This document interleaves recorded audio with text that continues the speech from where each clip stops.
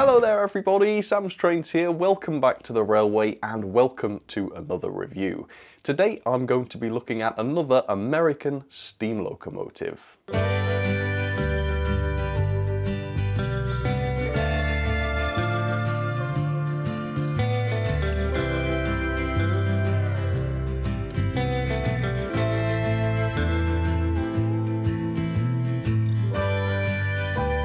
I do get the sense that a lot of my American viewers really don't like Bachmann's American locomotives, and I sort of understand that because if you're paying the RRP for these models, they are far too expensive for what they are and they don't really meet the mark. But the thing is, at least with me, I've never paid anywhere even remotely close to the RRP for the American locos I've reviewed. They've all been massively discounted, so that really, more or less every time, I've been perfectly happy with what I've bought. They always seem to work properly, and the quality always seems to be fairly decent. So I'm hoping that I will have more or less a similar experience today. Today's locomotive is this. It is the Bachmann American Baldwin 460 locomotive. And sure enough, yes, the RRP for this loco does seem entirely ridiculous. Bear in mind, this is just an analog locomotive this time, so no DCC, no sound or anything like that. If you'd like to have a guess, first of all, as to what the RRP for this is, here's what you do. You pause the video and then you come up with a random 3-digit number. Alright, and fun fact, that's actually how Bachmann come up with their prices these days. Oh, I bet you didn't know that. Anyway, you ready? 3, 2, 1. £238.75, and I think that's a pretty good one from Bachmann there. They haven't reused any digits, nice and random. Very good job, Bachmann. But like I say, I paid nothing like that. I bought this one from Train World for £110, which again seems much more reasonable, and for American viewers that's around $140. So it doesn't seem that bad, to be honest with you. If it's similar to the other Bachmann locos I've reviewed from America, I think this should be just fine. But let's take a close look and let's find out. Here we go. So yeah, it's quite weird that, isn't it? I mean, over here in the UK, you can usually figure out what the retailer price is going to be for a model by just deducting 10 to 15% from the RRP. But like I say, with this, I paid nothing even close to that. Now, I can't remember whether this was on special, whether they were having a big sale or not. But as you know, that always seems to be the case. I don't think I've ever bought a Bachmann American loco for anything close to the RRP. And of course, no complaints. I think that's a good job. Otherwise, I would never have bought them, put it that way. Anyway, let me show you the end of the box. So the exact model I have here is item number 52205. It is an HO scale 460 Baldwin 52 inch. Is that the cylinder? Oh, it says driver. Okay, so that's probably referring to the size of the wheels. It is DCC ready and it's Texas and Pacific number 316, which does exist in real life. Yeah, it's a real loco. I believe it is preserved, and I'll tell you all about this loco in just a sec. But I'm interested now to see what this loco is like. I think to say that this one doesn't have sound fitted to it, like a lot of the other ones I've looked at did, I reckon this is a little bit more expensive. Yeah, so, I mean, it's reasonable, don't get me wrong. The price I've paid seems perfectly fine for this, but yeah, it's not the absurd bargain that some of those DCC sound locos were. Anyway, yeah, I like the look of this loco. The colour looks really cool and interesting, so we'll look at that. First though, let's take a look at the instructions. I think this is probably what we want. So, 460 Baldwin 52 inch, I guess, driver. So this is just the regular instruction page. I think it's quite generic. Anything interesting inside? Ah, here we go. So top half here looks like the body assembly. As you can see, it's made up of quite a lot of different parts, all of which are labelled, so getting spares should be easy. And then here is the chassis, which is more interesting. Oh my word. I thought for a second that this was a split chassis locomotive because I could see two halves of the chassis. I guess that means it is split chassis, but it does look as though there are pickups involved here, so phew, disaster averted there.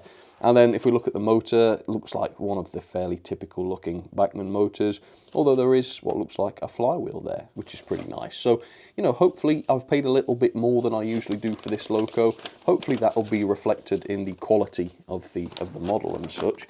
And here's a bit on the back about the tender. Is the DCC socket going to be in the tender? Can't see it at a glance, but of course I'll open this thing up later and we'll find out for sure. But yeah, it's quite good. Very, very detailed diagrams, separate diagrams even for the loco body, which is interesting.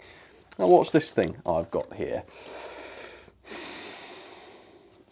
It is yet another damn 320-page full-colour combined Bachmann and Williams catalogue, 6.5 inch by 8.5 inch digest size. For God's sake, how dare they include the dimensions of the damn catalogue, as if anybody gives a flying funnel about that. I'm sending this utter piece of garbage where the rest of this goes, and woe betide Bachmann if they ever send me anything like this again.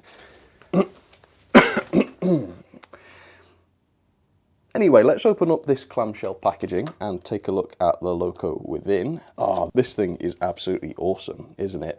I love the colour scheme. How bizarre is this? So it's got sort of like the black running plate, very interesting reddish coloured roof of the cab there, and then you've got this almost photographic grey of the boiler. Yeah, this is one of the nicest American locos I own now, I reckon, in terms of livery. Let's find out whether it's a decent loco in terms of its features and quality. Gotta say, pulling this out of the packaging is really heavy, very, very heavy. And oh my God, I really think that this boiler is die-cast. What? I think, yeah, literally the boiler, the dome on top of there, that is die-cast as well. And the smoke box is all metal too. How awesome is that? What did I pay for this? I paid £110 for this. And it's real heavy, looks to be really decent quality, extremely detailed, and largely die-cast. Whoa! So there I am saying, oh, I think this is a bit more expensive, let's hope it's reflected in the price. Well, it absolutely is. £110. I mean, that's like the price of an 040 tank engine with a die-cast boiler over here in the UK. And it's gorgeous as well. I mean, look at the level of detail on it, look at the decoration. What a surprise, what a surprise. So, I'm so happy with that. You see what a difference that makes. Great value then. Okay, so we'll take a close look at this. We'll have a look at the detail in just a second. But first of all, here's some history on this locomotive in real life. So the Texas and Pacific number 316, like I say, is a real locomotive, and it was built by the Cook Locomotive Works in New Jersey back in 1901. Intended for freight work, it weighed in at 79 tonnes, boasted a 180 psi boiler, and produced a tractive effort in the region of 124 kilonewtons. The Texas and Pacific Railway, they do call it railway, not railroad, was created back in 1871 and it operated until 1976, and it connected Marshall, Texas with San Diego, California. 3 Texas and Pacific steam locomotives are preserved today, they still exist.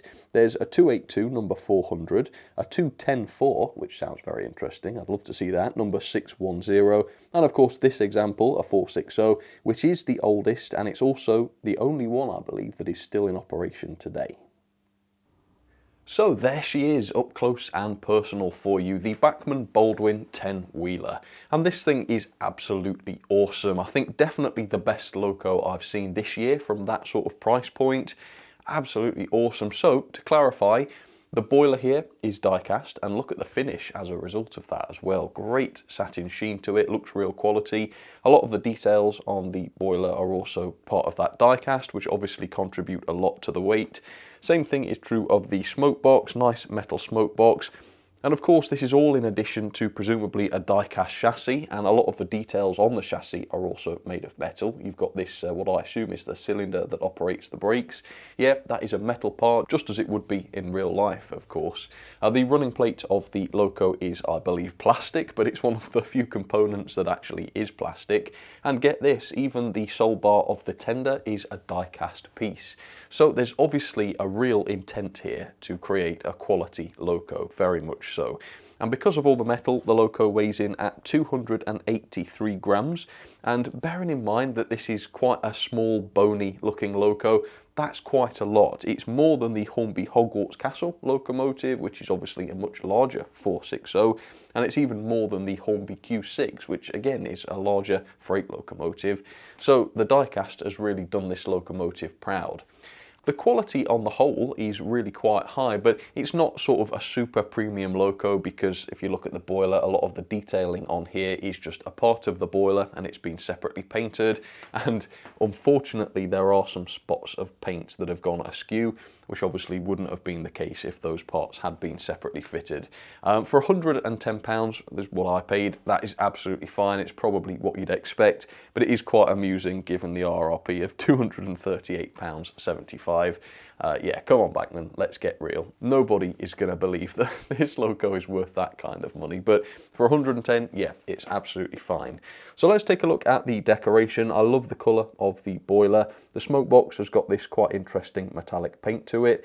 You've got the running number on the side of the cab there, as well as the class. It's a D9, red top of the cab, which I love a lot. And then you've got the running number duplicated on the side of the lamp and also on the side of one of the domes. Little builder's plate there on the side of the smoke box. That's a nice little detail. Little separately fitted plate as well on the front of the smoke box. Is that the running number on there? Hopefully the close-up lens will do a good job of that. So the decoration is pretty good, bit more complex even than some of the plain black locos I've looked at in the past. Let's take a look at some of the details. So you've got the coupling mechanism here, which moves as it does on a lot of Bachmann locos. You've got the Bachmann, I think they call that an easy mate knuckle coupler, and that seems to be about the same as usual, so that should be functional. Smoke box door is separately fitted. It's got little lamps next to it, as well as a real working lamp up on top. That glazing piece on the front, by the way, was loose. I had to put that back in, and it's still loose, so I'm going to have to put some glue on. You can see the LED behind that, but I don't think that's too unrealistic. I mean, it's not that different from seeing a bulb behind there as you would in real life, so yeah, that's okay. Here's what I like. Look at this. Safety valves actually made of metal. That's another quality feature. There are quite a few quality features of this loco. But you've got other details such as the whistle and definitely the bell. These are clearly just made of plastic, and so they don't look quite as good, but they are reasonably well painted, I would say. The cylinders are separately painted, very small cylinders on this loco actually. They seem overly small even for the size of it. And then you've got quite an array of valve gear. I think this had Stevenson's valve gear, and this is Bachmann's depiction of that. It looks fairly fine actually, yeah, fairly fine and realistic. Decent looking wheels with painted out axles so that the axles don't stand out too much. It has still got that visible screw though holding the crankshafts. I don't know how other people feel about that. That always seems to break the illusion for me, something that Bachmann do quite a lot. And then the cab area has got some nice realistic looking glazing on the outside. And the interior of the cab isn't too bad either. There's quite a lot of detail in there really. None of it's painted, but I don't think American locos had very colourful cabs like we did with the different components being painted. So it's not such a big problem, and the fact that the detail is there is pretty good to see. And I guess the final things I haven't mentioned is this pump on the side of the loco, which is a nicely moulded piece. And then you've got what looks like a sort of radiator. I don't know if that's for cooling or even heating water or such. I don't know, but that's a separately fitted part as well. Okay, so the tender is very different really to the loco. It doesn't really share the same livery. It's just sort of a plain black tender with different font even. But I mean, looking at the photos, that seems accurate. I'm not criticising at all. Like I say, die-cast soul bar, nice good quality. It is a bogey tender, of course, which again is strange to me given its size, but I guess this is a show rather than 00. So it's got 4 axles here of metal wheels, which do have pickups on them, and we'll talk about that later on. Fairly good detailing on the bogies, as you can see. Very minimal coal load in the top. It's just a small coal bunker on this loco. I suppose the bunker probably grows out a bit underneath the body of the tender though, in real life at least.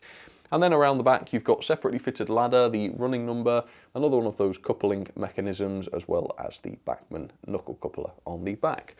So, it's a great looking loco, isn't it? The level of detail is pretty darn good. To be honest, at the RRP, this loco wouldn't meet the mark. It's not that detailed, but like I say, you're not going to be buying this thing at the RRP, and if you get it for £110 or $140 like I did, that's nowhere close to the RRP. And at least visually speaking, I think you absolutely get what you pay for at that price.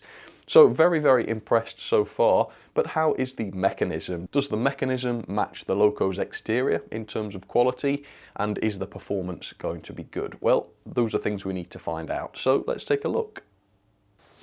So there she is, the Bachmann Baldwin D9 down onto the track, and this is a great looking loco. It really does look fantastic, but unfortunately the quality kind of ends with the exterior of the loco.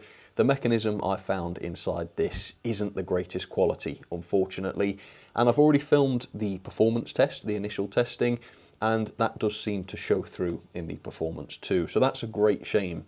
I think if a loco is worth manufacturing, doesn't matter at what price, it's always worth investing in decent quality components for the mechanism so that you get a good runner, and that hasn't really been done here. It's not terrible or anything, but it's not up to the standard you'd expect here in 2022. Pickups though is pretty good. You've got pickups on the tender wheels, axle pickups, so you've got about half of the tender wheels picking up there, and all of the loco driving wheels pick up as well. So you've got about 5 pickups going to each rail. That, I think, is fine. The front bogie obviously has no pickups on it, and crucially there is no springing underneath that front bogie. It just sits on the track under its own gravity. Now, you can get away with this on some locos where the front bogie wheels are larger and therefore heavier, they're stable enough. That is not the case with this one though. Those wheels are very small and therefore very light, and they are unstable, and you'll see that in the performance test. The drawbar is just absolutely ridiculous. So it's not a secure drawbar, there's no screw or anything so that it can just come apart. And you've got this gigantic bunch of cables, 8 wires, not 100% sure why there's 8. I think there should be 6, including the light. Maybe one of those pairs accounts for a smoke generator which could be fitted. But this is just not an elegant solution, is it? There's a lot of wires here. It just looks a bit of a state, doesn't it?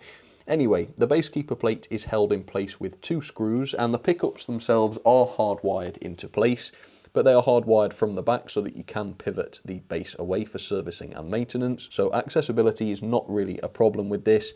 But as you can see, there are no bearings on the driving wheels. That's very poor, I find. Round slots though, at least the wheels aren't sitting into square bearings. That would have been bad. And you have got the centre wheel driven, just one axle driven on this loco. And then here is the chassis. Yeah, it's a weird chassis. It is basically like a split chassis, but I don't know why they've done it because I don't think the 2 halves are isolated. Yeah, it's just the way they've decided to assemble it. This is the motor, quite a small motor, not sure if it's a 3 or a 5-pole motor. The instructions did show a flywheel, but you know, if there is a flywheel, it's going to be very small. Can't see one either, but I'll give them the benefit of the doubt. I guess there could be a flywheel inside there. And then finally, the gauge, I got 14.5mm back to back on each axle, which isn't far from the standard, but it is around 0.3mm tighter than most other locos that I've got, although I don't think that really causes any trouble. So yeah, the mechanism's alright, isn't it? It's not terrible by any means, but it's not the super high quality mechanism that I would have expected in order to match the super high quality body shell. Anyway, on to performance, let's show you that. Okay, it is the moment of truth. The loco looks great. Let's find out if it runs great as well. Now, of course, it hasn't been running yet. This will be its first ever run, so obviously it will have to run for 30 minutes forwards and 30 minutes backwards before it's necessarily at its best, but straight out of the box, fresh from the factory, let's see if it works at all and see what it's like. Here we go. I'm giving it some juice. That's 50%. A sleepy start, to say the least. Let's go backwards. That's 50%. Slow is my first observation.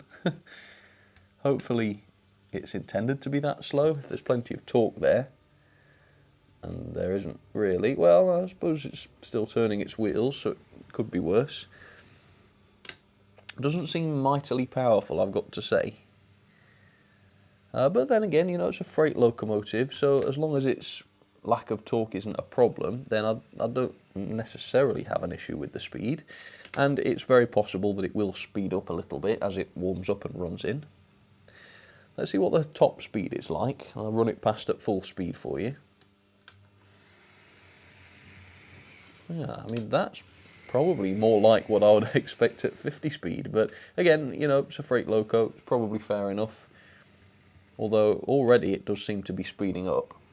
You know, that's 50 now. Yeah, so I think it perhaps just needs a bit of a warm-up. Let me show you the front lamp then. Yeah, I mean, that's quite a warm LED. It's probably closer to neutral white than it is warm white.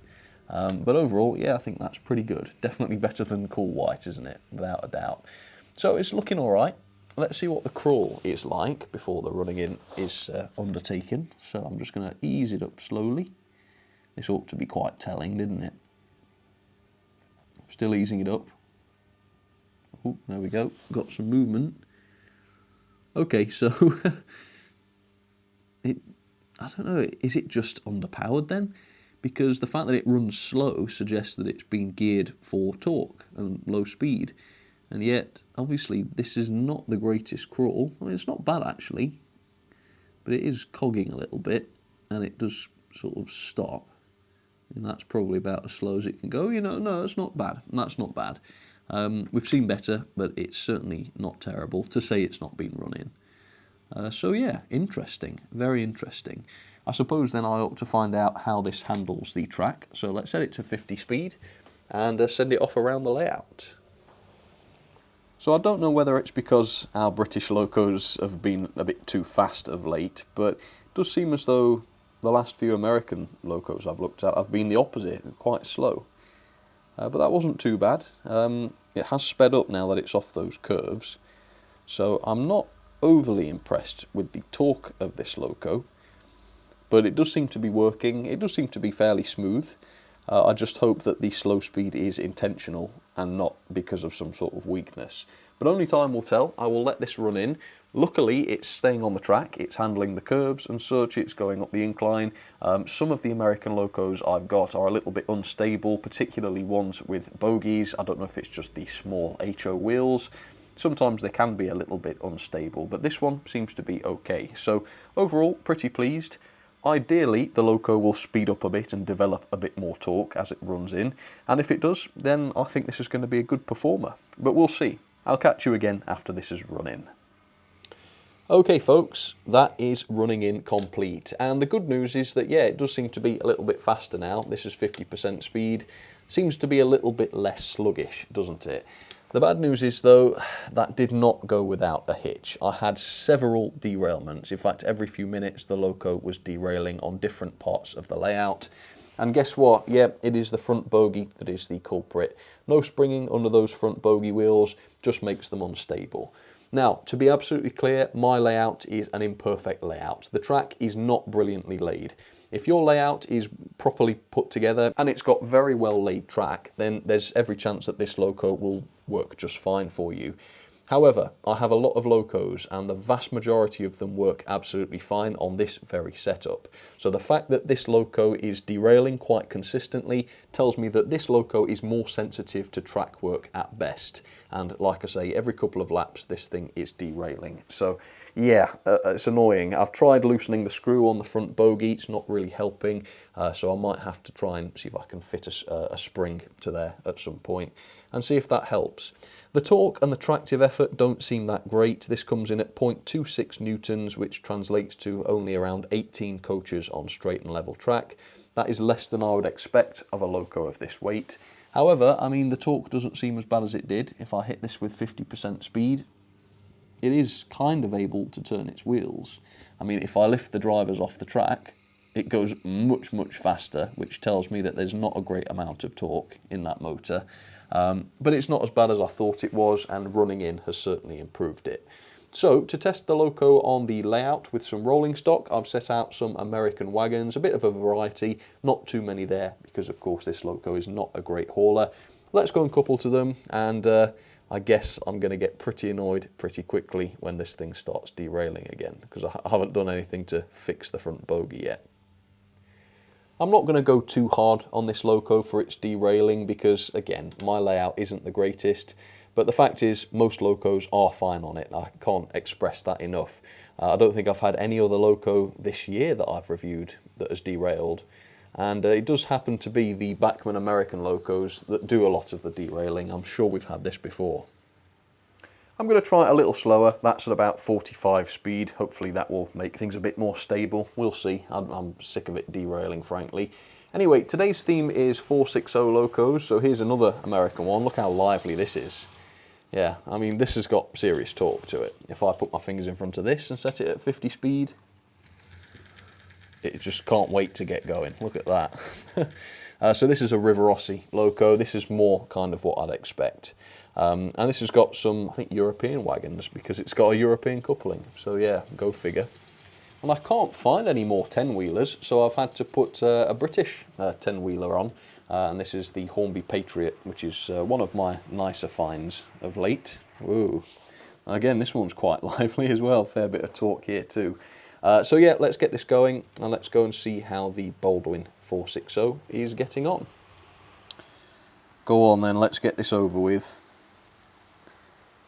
So it's one of its positions where it likes to derail is around here. There we go.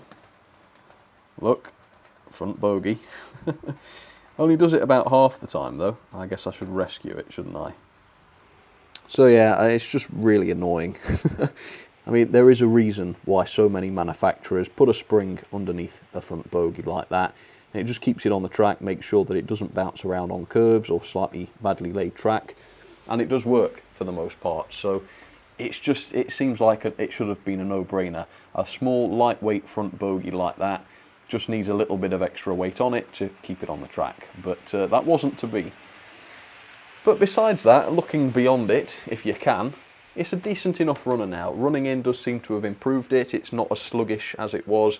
And as you can also see, there's enough torque there for this to haul at least a reasonable number of wagons. So it's not too bad. It's not too bad. I wish that a little bit more thought had been put into the mechanism. I reckon some bearings, maybe a slightly better motor with a flywheel, and obviously, I keep saying it, but I'm going to say it again, a spring underneath the front bogey would have made a massive difference, but instead it's just a slightly frustrating loco to run. So mixed feelings. It was a good price, really, really nice looking loco with a good quality body, but ultimately let down by the mechanism. And that is quite common, isn't it, with Bachmann locos? Far from the first time I've reached a similar conclusion. Let's have some ratings then for the very lovely Bachmann Baldwin D9 460 locomotive. The level of detail then I've given 4-star. Overall, it's quite an impressive loco, decent amount of cab detail. The decoration is more complex than we've seen before on a Bachmann loco of this kind.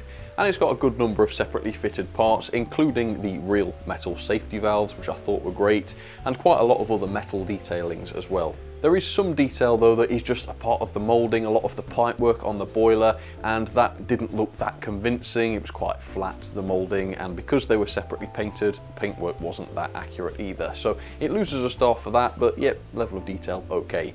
Performance really lets this one down for me. I've had to give it 2-star. The crawl isn't that amazing. It does display quite a lack of torque, particularly when you start the loco running from cold. That does improve slightly. And because of the issues I've found with the front bogey, it does derail quite often, which is unfortunate, isn't it? Not necessarily entirely the loco's fault. I'm sure my track does play a part in that, of course. But the fact is that it's very rare that I find a locomotive that derails on this layout. Most of them are absolutely fine, and this one is quite consistently derailing. Pulling power then is not as much as I expected it to be given the loco's weight. 0.26 newtons or 18 coaches, that is less than the Hogwarts Castle locomotive that I mentioned earlier on, even though this engine is heavier than that. So I can only assume that it's due to the low torque of the mechanism that the loco is a little bit weak, but it's not too bad. It's definitely enough to haul a good number of wagons and whatnot. Another slight disappointment was the mechanism, so it's lost a couple of stars in this category as well. No bearings on the driving axles, and obviously the extra friction from that could be contributing to the lack of torque. The gauging wasn't 100% perfect. I don't think that's the reason it's derailing, but yeah, it is a little bit tighter than a lot of locos. Slightly strange chassis design. I'm not sure why the chassis is split in half like that. Seems like a bit of an overcomplication, if you ask me. You've got the front bogey, which is unsprung. I don't think that's a great design choice, particularly because I'm seeing quite a few derailments involving that front bogey. And finally, that drawbar design is cumbersome and inelegant. Lots of wires in the way, not screwed together properly, insecure. Just doesn't strike me as a good solution on a reasonably expensive model. The quality then, I've given 3-star. Overall, the quality is decent. Aspects such as the die-cast boiler and other parts of the loco, real good quality.